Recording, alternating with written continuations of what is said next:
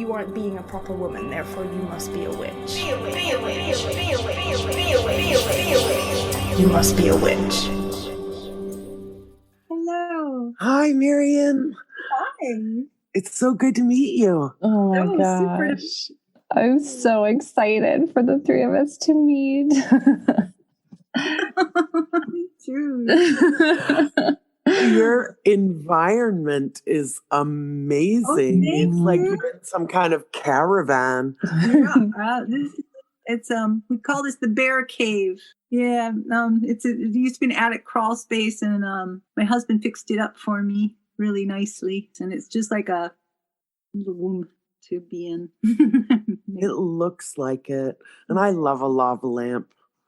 Give me a lava lamp anytime. Wow, it's really cool to see you both as you talk. I've heard you talk a lot. I haven't seen you speak as you talk. It's kind of neat. It's super, super lovely and exciting to get to hang out. Amy, Marion, and I have like a mutual best friend. And so Brad has been like, showing me Marion's books and telling me about his magical friend and, their wedding. And I feel like I've been following your life for a little while and then following them in secret. I thought it was the most amazing piece of synchronicity that you and Brad were friends. I mean, it makes sense, right?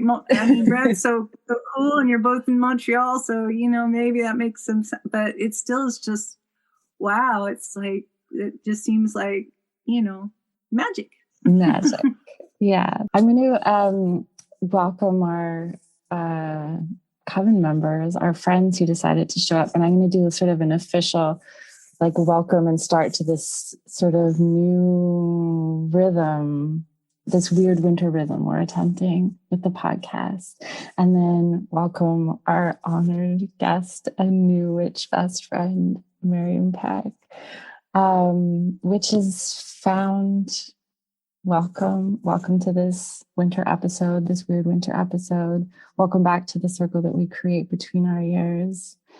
What makes this new for us, experimental for us, is we're opening up the door of our interview practice, inspired in part by the way the members of the BioArt Coven make use of this concept of exquisite corpse to write their manifesto. We want to share the links to our interviews with our Pay What You Can Patreon members and invite them to participate in our interviews because we have these gatherings and we're lit up and inspired by the power of the people that join this circle and by the brilliance of these witches all over the world and the generosity of their time and their insights and their vast perspectives in the network.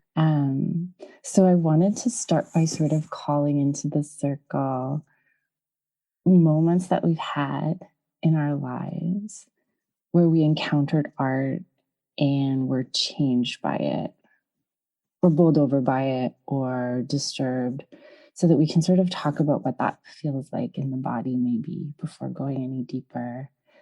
Marion, do you want to answer that question first or sort of just think out loud about it? Wow, that was kind of like you wrote me a number of questions, and that was kind of the one where I was like, wow, I mean, there's so many that it's like really hard to pull one out. But I guess I'll pull out this one that takes some explaining and takes a little telling of stories. It was while I was in graduate school. I was in graduate school at Syracuse University for fine art, and this was in the early 1990s, and I was encountering all of this theory. It's the way art is taught, and just so much theory, criticism, just all just from this completely this point of view, like this kind of rigorous intellectual stance where you really just have to be very tough and ready to defend yourself and et cetera, et cetera. And I was finding that it was just really messing with me, just like messing with me so badly. And I had a bunch of student loan money left over, and I was like, I'm going to go to Italy. I just said, fuck it. I'm just going to like take some of this money and I'm just going to go fly to Italy because I'd been there once before and, you know, found so much inspiration there from the art. So I went ahead and I went to Italy and I went to Rome and I was like standing there, like looking out over the Roman Forum. And I was just, my head was just like throbbing. I was just like, what the fuck? This is all patriarchy.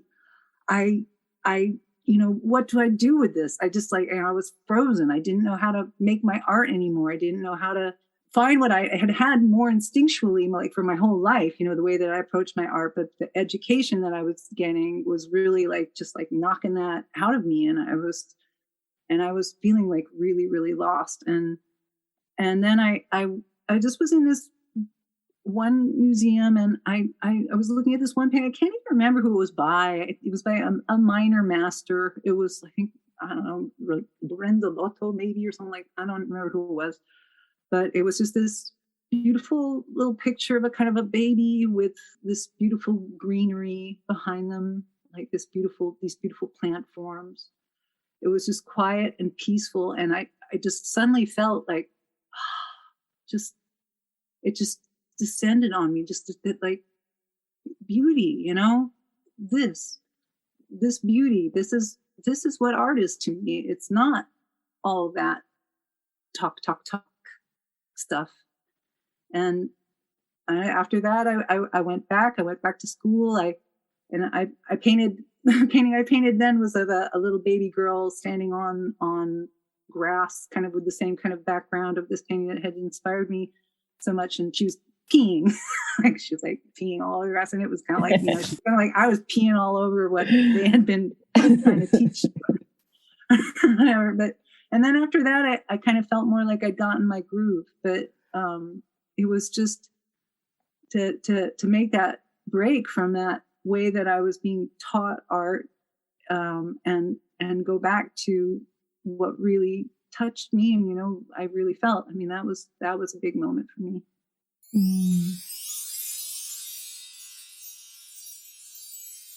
Ad break and Ad break, witches. These ad breaks are sponsored by Missing Witches. You know, we love you if you love us and you want to support us. There are lots of ways that you can do that.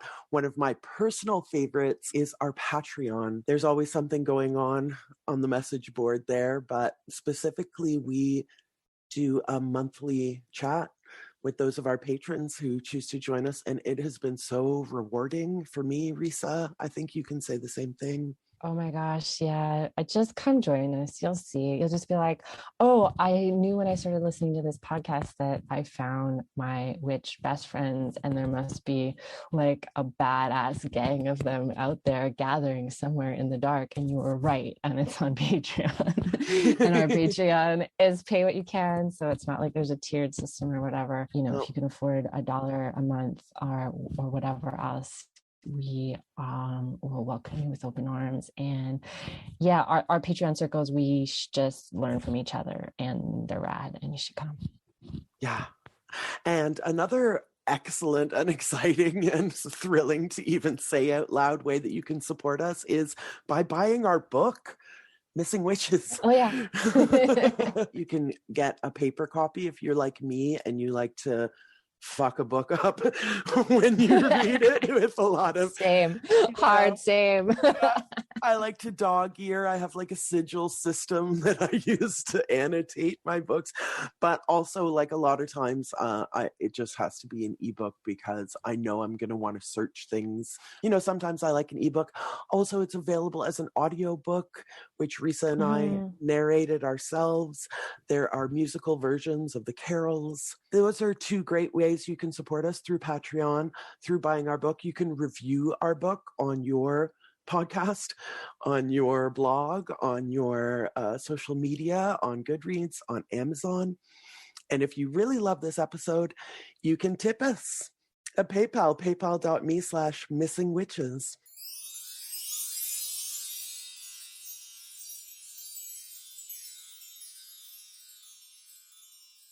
I've had that moment, and sometimes I couldn't even tell you who the artist was, but that moment where it just moved through my body very, very quickly, like a feeling, an emotion, like brought to tears, saw my life differently. It's those moments that I think about when I try to write or think about art as a magical practice or as an alchemizing practice, because there's something that unfortunately exists beyond the boundary of like words, Right. Even when you're working with words, there's a thing that you're trying to get to that's right. That's linear. Yeah. That's at the end. I love that quote from you in an interview where you sort of talk about how I'm going to misquote you terribly, but about like you don't remember saying it, so I can just say whatever. No, you said it so beautifully. I'll share the quote when we share the interview, but that that you don't try to write story, you don't try to paint stories, that viewers might have stories when they look at them, but they'll sort of unravel in different directions, that like an image doesn't give an ending. Mm-hmm. I mean, I feel like, it's just kind of our modern mindset, our modern consciousness. Just the default is it goes straight to words, and I think people have a lot of people have a very hard time staying in this place where the real action is at, where the real art is happening, and they so much just want to go straight to the word and the explanation. This is what this means. Mm-hmm. Like the kind of classic thing is the people in museums, like taking a glance at the painting and spending most of their time reading the little label to the side of it, and just not being able to stay in that space of where you're not knowing, where you're not labeling, where you're not like putting it into some box and saying this means this. And we all want to do that so much. I think it's just, it's like a default mechanism in our brains. Like, what does this mean?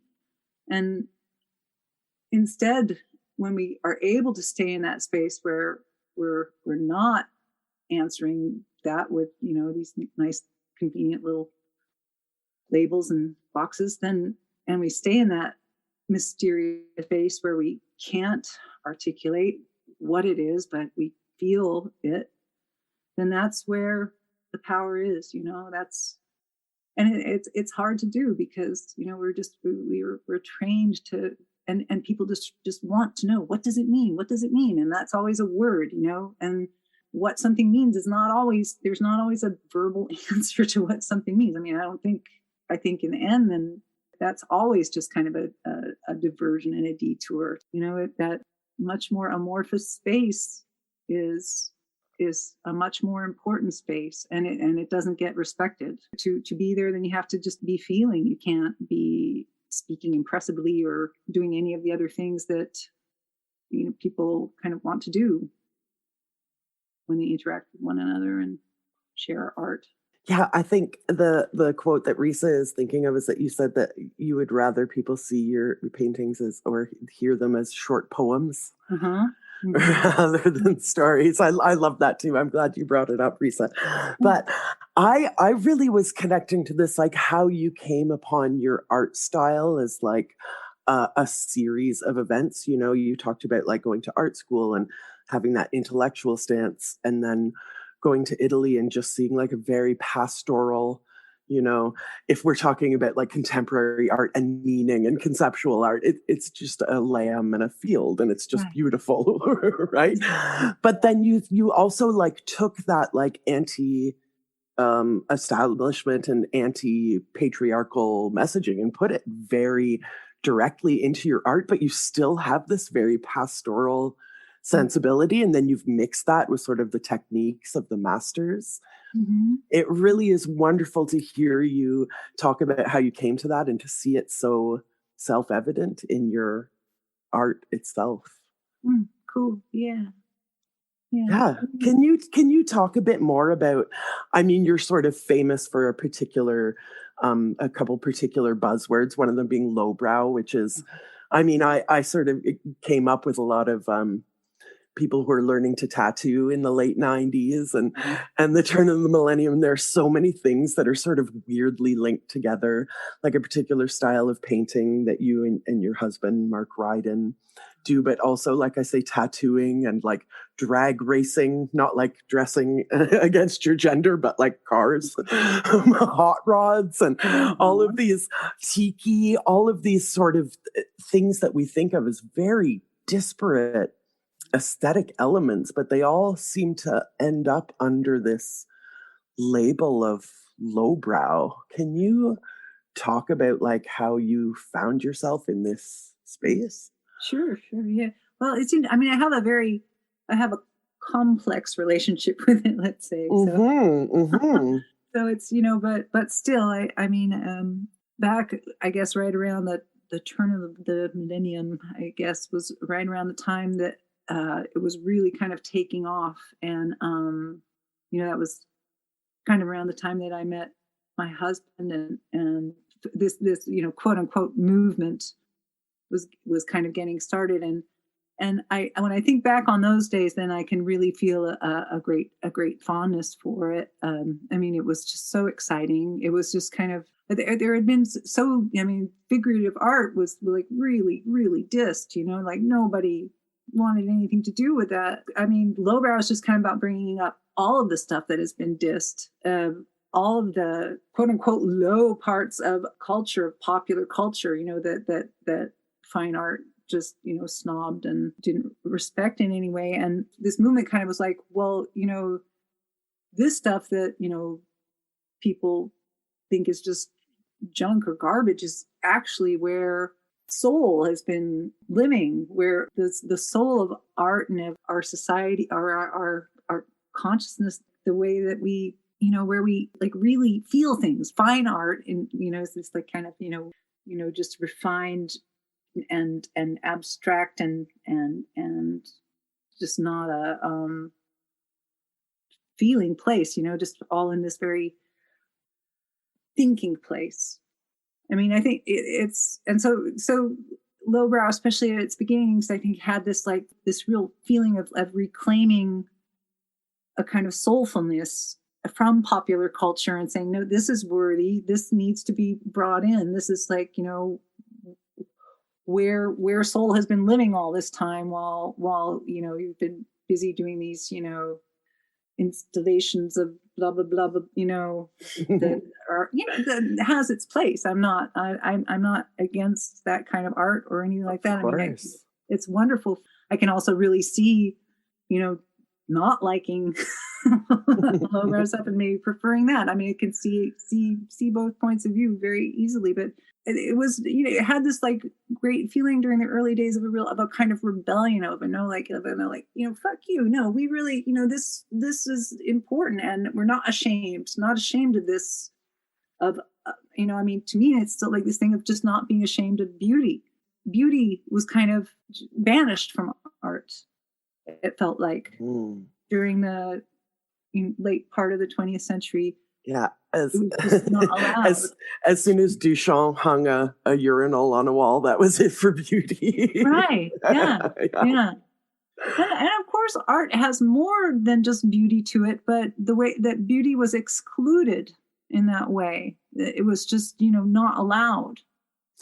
Can you talk a little bit then about your choice to make your beauty like dark and creepy and sort of flipping that notion of beauty on its head? I'm thinking of like cross-eyed women in portraiture, and in addition to the sort of spookier things. Well, I guess other people always think it's weirder than I do.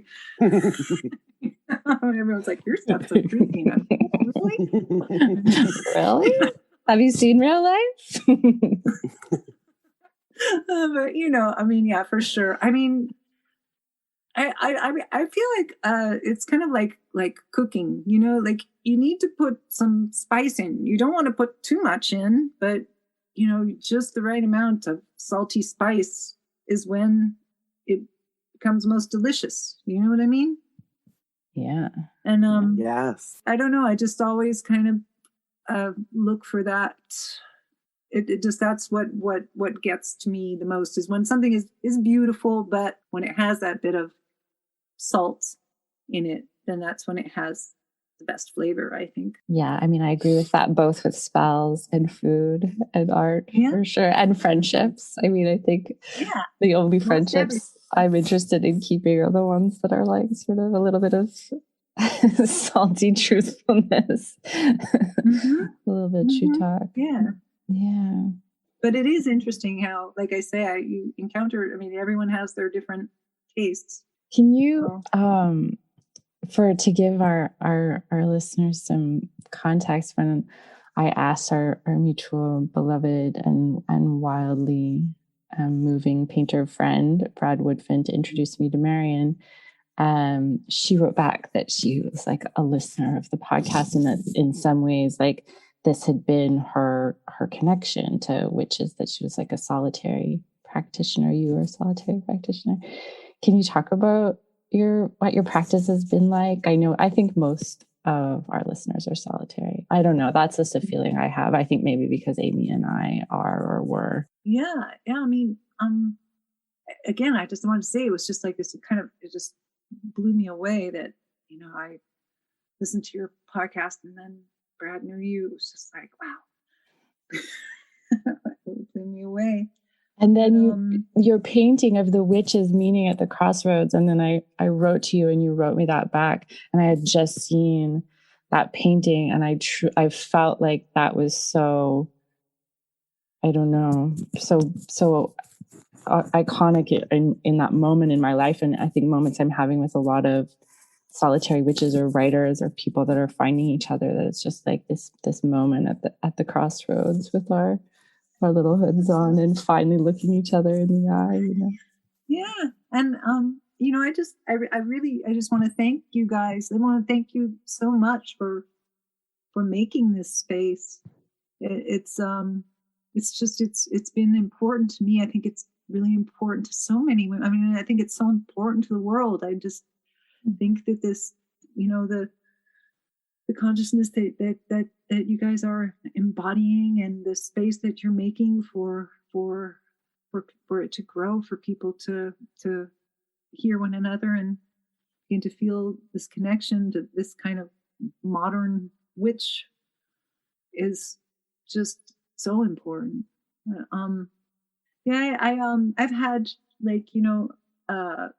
I've had many wonderful magical friends, here and there through the years, but I've never found the kind of the fantasy of the coven, which is kind of, maybe it's just a fantasy, but it sure is nice. Like, it should be like, to celebrate every Esbot and, every Sabbat together, and and just have a nonstop kind of party of Esbots and Sabbats, and that would be lovely and joyous, but it hasn't ever like really been a reality. And who knows? Not going to give up on it, but it is fantastic to me, and your podcast is really a part of it, of how incredibly quickly this is kind of, it seems to me, I don't know, maybe it's just because I kind of woke up to it, and then as soon as you wake up to something, then you turn around and you're like, oh my God, everyone's waking up to this too, but it feels to me like it's just really taking off in a very heartening way. And, I mean, I really feel like, it's the kind of thing that's gonna save, if anything can save humanity, then you guys, the Missing Witches podcast. No pressure. Oh, thank you for your misguided faith in us. We really appreciate it. But that kind of makes me think about something that I wanted to ask you about, which is this notion of credibility.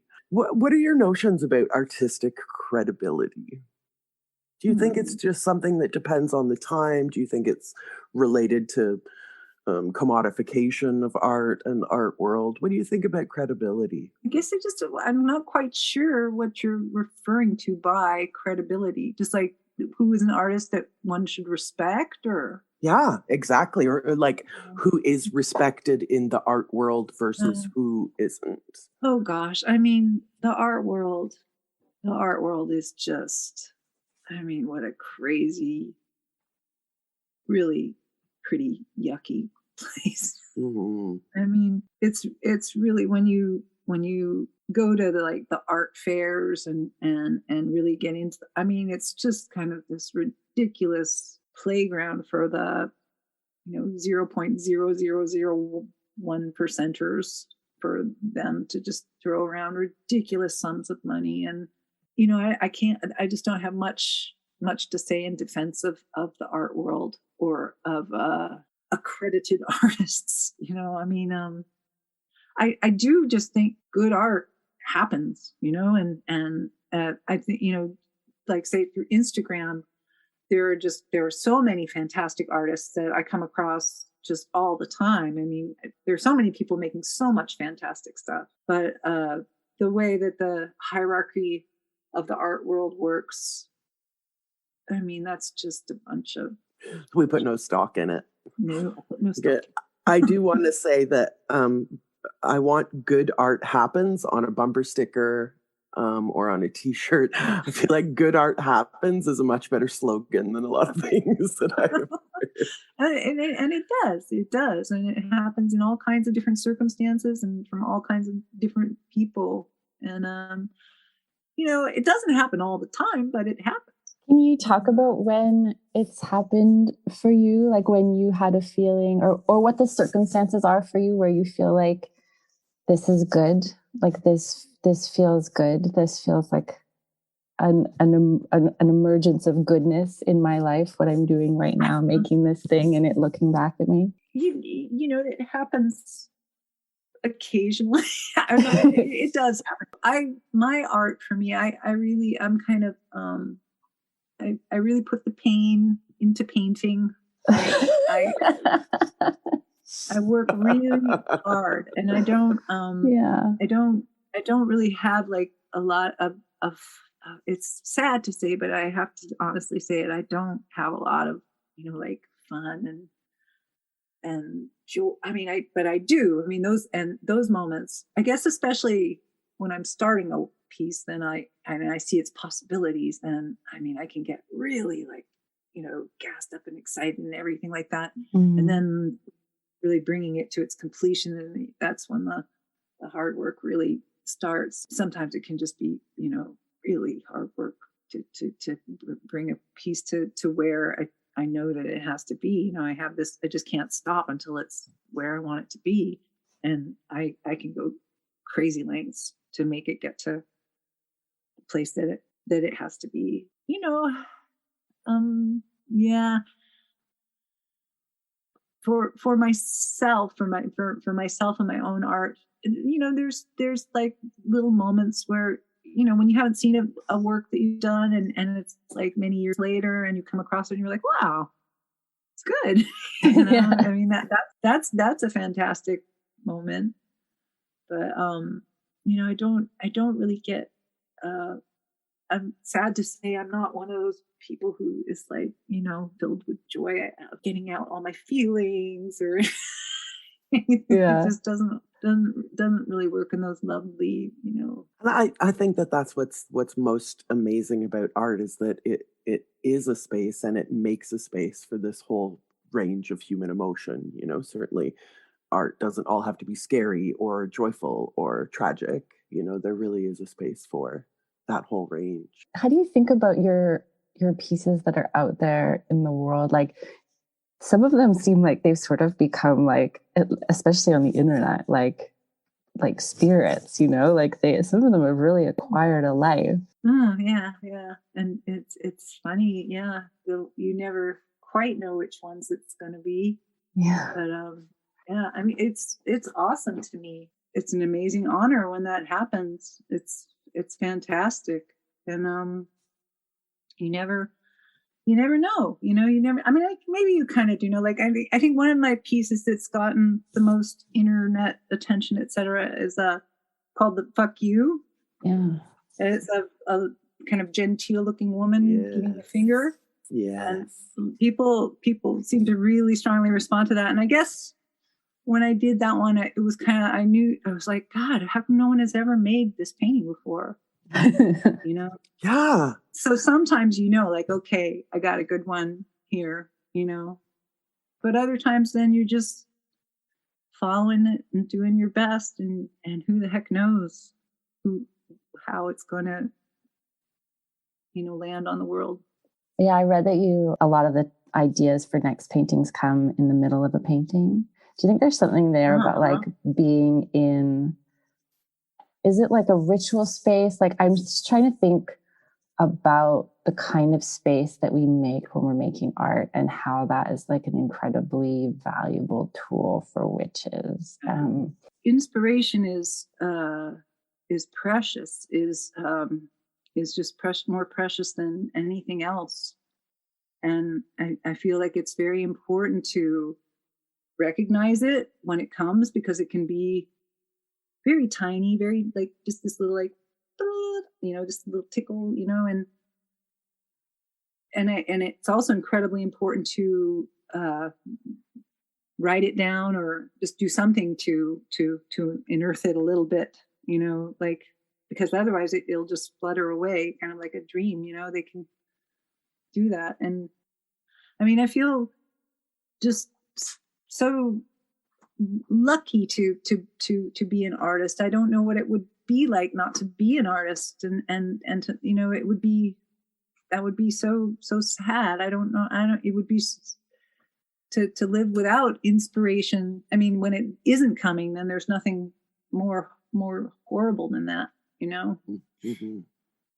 So when you are working, like in a practical sense, when you are painting, can you tell us a little bit about that process? What's your studio space like? Is there particular music or silence that you prefer? What's your process like? Yeah, I really like to have a kind of small, cozy studio, and building up the energy is very important to me. I have an altar in my studio, and I do feel like any artist kind of worth their salt knows that it's not themselves that are generating these ideas, or that the inspiration is coming from it, that there is something that they are channeling, just in some way. I mean, I just think that that's just always the case for anybody who's making art in kind of the way that I'm thinking of art as being. And so you have to kind of, it's so much of it is like kind of making the conditions right for the spirits to come, for the inspiration to come. And I do that by burning a lot of incense in my studio. Just kind of drink tea. I ring bells. I just kind of try to raise the vibrations in a way, and that's when I get into a space that I can really, because my art takes me many, many hours of just sitting in kind of this quiet contemplative space, just working away. But to create that kind of that kind of womb around work is really important to me. I listen to a lot of just quiet, like a Hildegard Mumping, it's one of my favorites. And Risa just did a lovely, lovely piece on her. But like that kind of music, or I like to listen to Eno. I like to listen to just kind of like that kind of ethereal type. That's just the way I create the atmosphere that is right for me, But everyone has, and then it changes. Some days, it's more like Radiohead day or something, I mean. Right. And part of that is you like cultivating the environment to make them conducive for this inspirational muse spirit that you're channeling. Exactly. Yeah. You just have to, build it and then they'll come, kind of thing, It's so important, because if they don't come, then nothing happens. Yeah, I'm just sitting here kind of slack-jawedly smiling at the notion of you, taking care of all of your six senses in an effort to create a piece that you're inspired to create, Yeah. Yeah. Because, if the world is loud and is, interfering, nothing gets done. I mean, you just can't be that way. And I think that that's one of the hardest things for a lot of people is being able to shut the voices of the outside world out of the studio. It's hard to do, it sometimes can be really hard to do. You have all of these different voices talking, who so-and-so's going to think of this, et cetera, et cetera. And if you don't just be like, no, go, you're not allowed in here, and just really just only welcome the creative spirits, and the judgmental ones, no, you can't be here. Sorry, I'm just writing that down. Yeah. Welcome.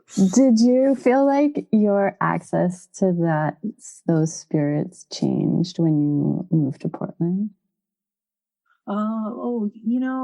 Everything does change according to your environment, like in subtle ways. But moving to Portland, I just, I just love this ecosystem so much, and being from the Northwest, being from Seattle, and then moving down to Los Angeles, where it was just so different, and there wasn't any change of seasons or anything like that. But to me, being in Portland and being in this ecosystem with these great trees and all that there is just, I mean, it fills my soul with what it needs.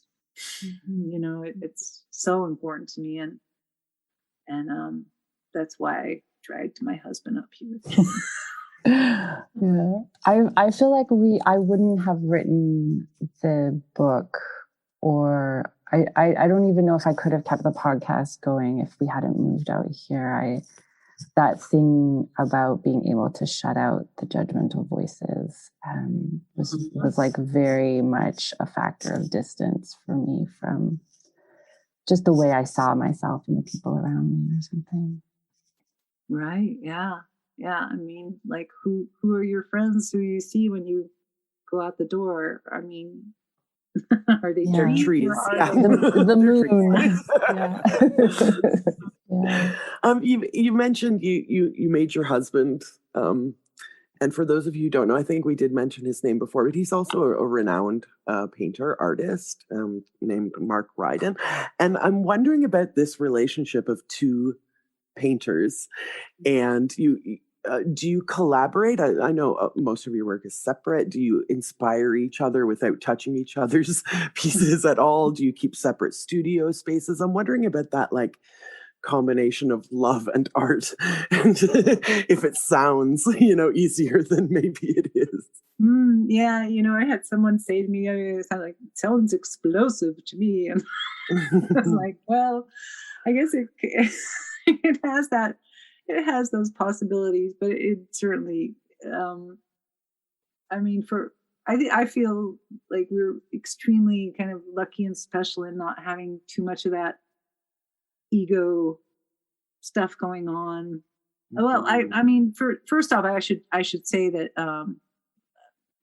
Mark's work, just from the moment that I saw it, just blew my hair back on my head. It's just like, I mean, his work is just so fantastic, and I'm his number one fan, and he's my number one fan, and that's kind of the way that we work together, which is kind of lucky, because it doesn't always work out that way for people, but for us, then we're just both in this kind of similar way of working that's very slow, that's very, takes a lot of work, is very contemplative. I mean, there's huge differences in a lot of our process, et cetera, et cetera. We do have separate studios.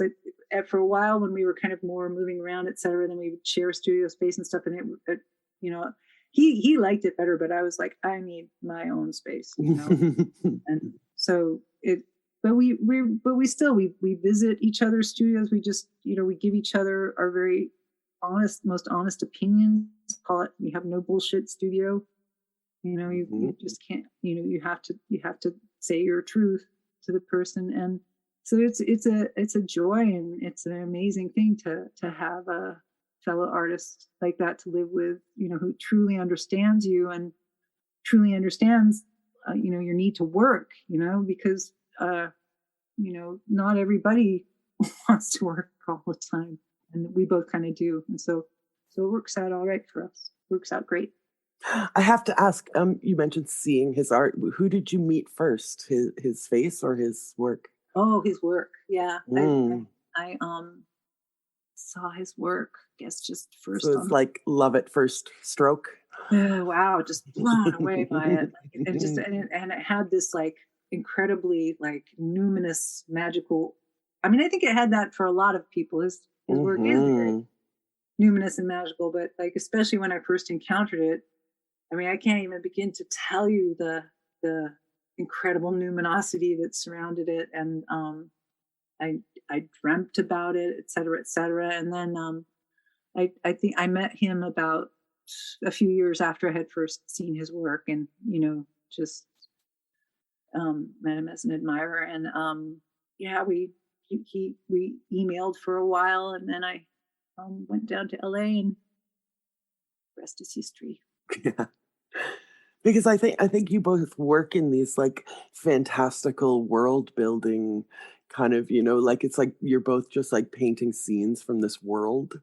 It's not just like a thing that you're painting. It's just like, I feel like both of you, your paintings are like details of a greater universe that that we get glimpses into. And it's just amazing to me that the two of you can work together and create these different worlds together. Yeah, sometimes it's very, with him, it's very odd. It's sometimes we just have, we were born the same year, and we have both on the West Coast of the United States, and we just have, we remember all the same, stupid commercials from when we were little, the same Sears catalogs, just all the, various things that you remember, the peanut specials, the blah, blah, blah, whatever. You have all that kind of in common with each other. And we kind of just feel like we have our brains are on the same radio station, we just kind of think the same thoughts at the same time, and it's amazing. It really is. It's a rare and precious thing. Yeah, especially that you managed to do it without getting competitive. Right, yeah. Or at least not toxically competitive, maybe in that sort of good, like pushing each other kind of way, but. Right, yeah. Well, I mean, I don't mean to sound too self-depreciating or anything like that, but Mark is kind of like, he's like a Mozart or something. I mean, his technique is kind of so amazing. I mean, he just has these abilities that are very kind of beyond what normal people have. And so I mean, I'm not putting myself down or saying that because I have my own thing and it has its own strengths. There's a way in which I'm just kind of like, wow, I mean, the stuff he does, nobody else can do. And it's just like, all I can do is just be like, wow. So I feel like I can say with certainty, though, that he would probably say the exact same thing about you if the situation was reversed. You'd have his good things to say, for sure. But it is, it has the possibilities for being explosive, as that woman said. Mm-hmm. But for sure, we've I don't know. There's so many more positives to it than that, and that just getting in that ego space is not something that I really like doing much anyway. I mean, not the way I like making art or living life or relating to others. Building up that ego thing is not my favorite. So it sounds like too that your like attention to the practice of making a space for yourself probably protects you in some ways. Mm-hmm. Yeah. Knowing that it is a thing where you're talking with spirits, where you're not just talking about the normal world or business or something like that. I mean, this is it's a magical space that to really cultivate your creative space and to go into that ego consciousness is destructive of that. Right. So an awareness of it is almost an antidote to the competitive capitalist force of it. Like knowing that letting that in could destroy the channel or the spiritual communication or whatever is almost an antidote to it. That's sort of as a way that art works to resist it. Yeah. And I mean, I really like this idea. The woman who wrote Eat, Pray, Love, I can't remember her name, but she gave a really good TED talk on the way that the ancient Romans saw creativity, and they thought of it as a spirit that lived in the walls. I kind of like that idea, like they're inside the walls of your studio. And for the man, it was called a genius, and for the woman, it was called a Juno. And you're really what the artist had to do is have a good relationship with their diamond, with their genius or their Juno, as the case of maybe. That's how I feel about it. It's really, like I said, it's this thing that's coming through you. It's not this thing that you are creating, and it's your accomplishment. It's this thing that you've been able to make yourself the conduit for. Do you think about what it is?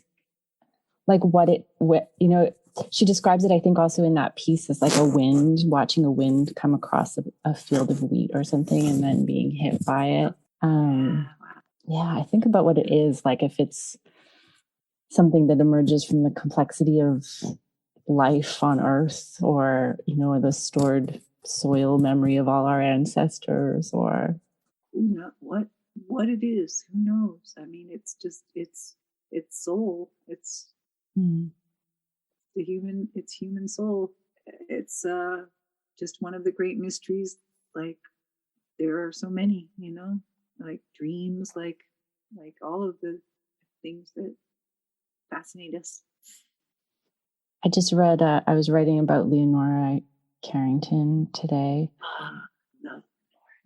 I wondered if you did, and if you see your surrealism in that heritage of these like women surrealists. I just worship her. I wondered if you had written about her. I've ordered your guys' book. I'm going to get it.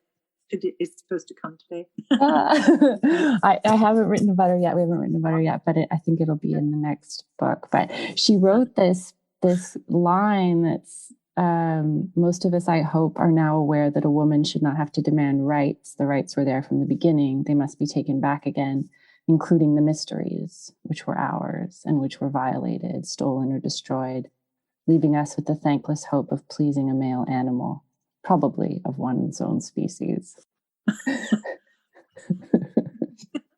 She's just so awesome at it. That's kind of more direct than she usually is. She's usually just so funny. Has much more just kind of a sarcasm or something in the way that she laid it out there pretty straightforwardly. Yeah. Mm-hmm. I love this idea of the rights, which were there from the beginning, including the mysteries, which were ours. Yeah. I mean, she was just such a witch, and it's just so clear, mm-hmm. from the beginning, from with her Irish nanny. Yeah. Who taught her about all of the fairies, etc., etc. She just had it going from the start. I do have to ask about one specific painting, since we have you sitting with us, and it's amazing. Let's all take a minute to really appreciate how amazing this is. I know, we didn't even do an introduction. Marion just Peck, like Marion Peck is here. Let's talk to her. Marion Peck, we can't believe it. But one of my, and I have about 10,000 favorite paintings, but one of them is your painting Water Spirit. Oh. I'm not going to ask you for a narrative, even though there's so much storytelling going on in this painting. But can you maybe give us a short poem about the inspiration, about what came out of the walls to inspire this painting, Water Spirit? Well, that's a nice one for you to pick out, and that makes me really happy that it reached out to you. It's just there's a cabin my family had in on Puget Sound with a view out over the water, looking out over the water. That the landscape around that cabin is just so it's in my dreams all the time. It's just it's just kind of the land of soul for me. I mean, it's very soul soaked landscape for me, and I guess I just kind of looking out over the water, just kind of imagining the conjuring of a spirit, and just kind of seeing and I kind of did it in this it's a kind of a goofy spirit. Yeah, it really is. Spirits are goofy sometimes. Yeah, I mean it doesn't take away from its gravitas somehow at all, which is one of the things that I find amazing about it. It's like goofy, cool, but like very serious. But I think it's important to know that spirits can be goofy. Sometimes that's the way they come. So that's just the way I painted that one.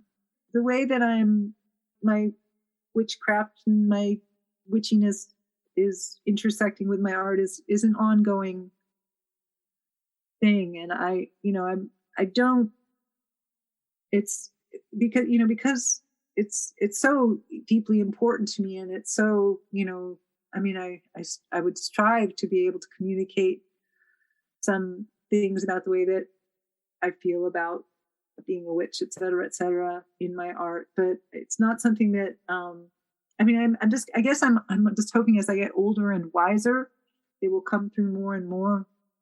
But I haven't really wanted to do so far anyway, anything really straightforwardly. I don't want it just to turn into illustration of say the zodiac or something like that, that I want to do that someday, but I want to do it well when I'm old and wise, I guess. We'll expect your Zodiac series in 30 years or so. Maybe a little sooner, but because I'm getting old. But yeah, it is it's a interesting territory, and kind of it has pitfalls. I feel like it can really fall into I don't want to fall into cliche or anything like that. I want to keep it vital and real. And so that's why I approach it carefully, but I have made various forays towards it.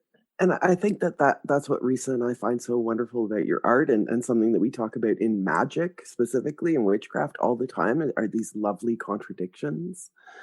And there's so much of that in your art. You talk about it wanting to be real, but it's also so imaginative, but it is both of those things at the same time. It's very real and it's very imaginative. And I think that, is what witchcraft is for us too. Right. Multivalence is a nice word that I like. Things being multivalent. I'm writing it down. Because they are. And again, back to where we started our discussion, this kind of urge we have, I would say just, automatic urge to simplify things and to get rid of that kind of multivalence of things. It's something that we need to kind of resist, to resist those easy answers and categories, and to stay with the contradictions, to be able to sit with them and just let them be what they are.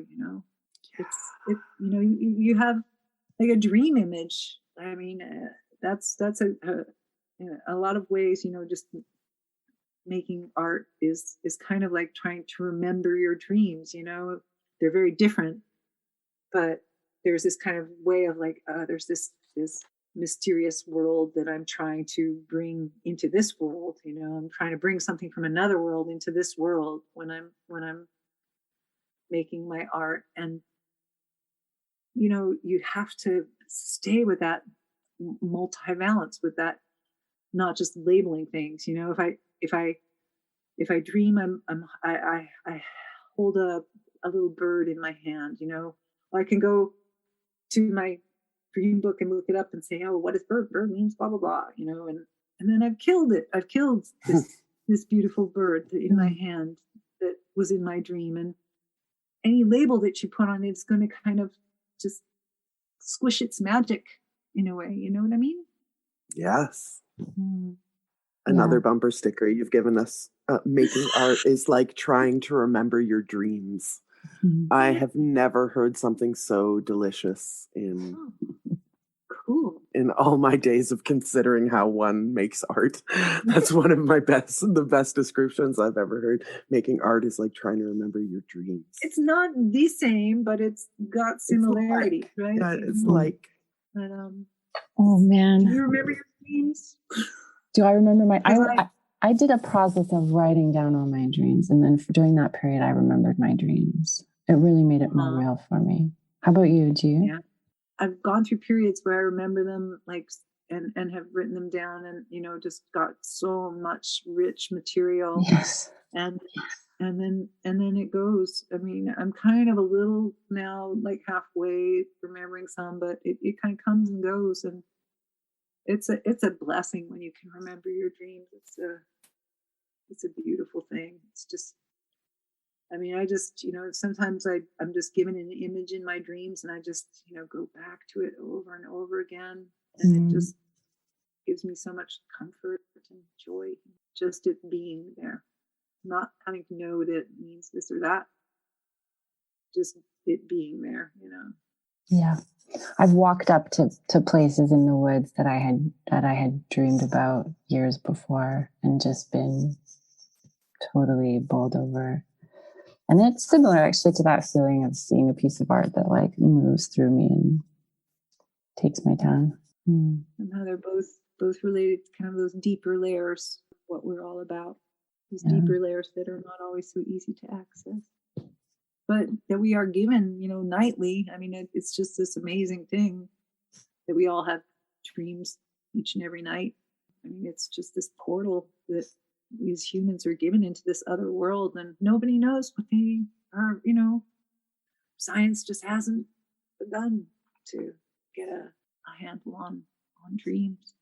With that touching back to the mystery that we began with, I want to close this circle, but only because I feel like we'll open it together again. Am I willing to close it? I want to be respectful of your time, but also I want to keep you forever.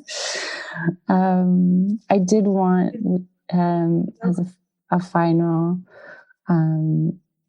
invitation, if Amy or anyone else who's here had a story from a moment when art had moved through them or had in some way changed them, I wanted to make space for that because I had offered that into the circle at the beginning. I feel like a fish talking about water a little bit. I don't remember encountering a painting that didn't. I was pretty lucky. The small town that I grew up in had an art gallery, and it was free and you could just go. So sometimes we would just go, and there was like Group of Seven stuff in there, and I just I feel so comfortable in art galleries and looking at art, and it really doesn't matter if I like the art or not. One specific memory that I'll tell you about, because it kind of has a punchline, is that I went to the Galerie Contemporaire, the contemporary art gallery in Montreal, the big one, and I went into the largest gallery space on the main floor. As soon as you walk in, it's right there. And my mind was blown. I was looking around. I was like, what is this exhibit? This is some of the most amazing, raw energetic contemporary art that I've ever seen. And of course, what it was the work of the children who had been, doing their art classes in the basement of the gallery all summer and were having their big show. And I mean, to me, like, I didn't feel embarrassed because that it was great art. It didn't matter that it was 6 or 12-year-olds that were making it. It really was great art. And for me, like all art, bad art, good art, naive art, hyper self-aware art, conceptual art, hyper realistic art. I mean, everything moves me in some way. And at whatever place that is on the spectrum of, human emotion that we were talking about before, sometimes it makes me angry or happy or, seeing a Francis Bacon in real life or, sculptures. One more, and then I'll stop. I went to the Chagall exhibit and I was like, yeah, it's great, Chagall. And then I walked into the room where they had the avant-garde costumes that he had created for like a ballet, a performance art. And so here these almost like Chagall paintings, but in 3D. So that was must be a witch. I didn't know they existed. And I walked into this wing of this exhibition and it was like everything came to life. It was the moment in The Wizard of Oz when you go from black and white to color, everything just went from 2-dimensional to 3-dimensional. And it was like my heart stopped. Mm-hmm. There's a couple off the top of my head. But yeah, every day, my shelves are weighted with coffee table books that I just like flip and lick my finger and flip. Lick my finger and flip. I just want to be so close to them. I like the fish and water thing. Yeah, I relate to that. So I'll close the circle if no one else wants to jump into the fish and water feeling of describing what that's like. Listeners, I hope you can bring to mind a moment of when you looked at a piece of art or you walked through a gallery and your shoulders dropped and you found yourself smiling and you didn't know why, or your breath changed, or you turned a corner and you gulped and you had tears. And I hope that you remember your dreams. Thank you for being here with us. Thank you for your art and your images and the things you've rescued from those in-between places that exist beyond words, Marion, and for your kind words about this podcast that will burn in my heart throughout all this cold season as I try to write this next book. It's really meant a lot, and I know it meant a lot to Amy as well. So we're so excited to get to call you a coven mate and friend. Thank you, which I hope you'll allow us to, because we're going to after this. I just can't thank you enough. I mean, I just want to say again, I mean, it means so much to know that there are others, And when we see your painting of a genteel girl giving the finger, we feel the same way. Thank you so much. Thank you so much.